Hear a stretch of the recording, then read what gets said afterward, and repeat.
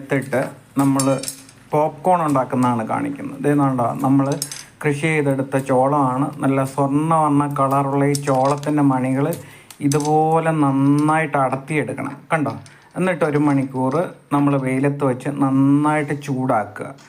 അതിലേക്ക് അല്പം വെളിച്ചെണ്ണ ഇങ്ങനെ ഒഴിച്ചു കൊടുക്കണം.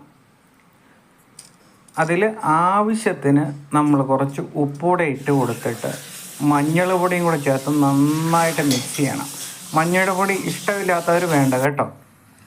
എന്നിട്ട് നമ്മുടെ ഈ കുക്കർ ഇതെങ്ങനെ എടുത്ത് വെച്ച് നല്ലതായിട്ട് ചൂടാകുമ്പോഴത്തേനും അതിലേക്ക് നമ്മുടെ മിക്സ് ചെയ്ത ചോളം ഇട്ട് കൊടുക്കണം കേട്ടോ. എന്നിട്ട് നന്നായിട്ട് കണ്ടോ ചോളപ്പൊരി നല്ലതായിട്ട് റെഡിയായി വരുന്നുണ്ട്.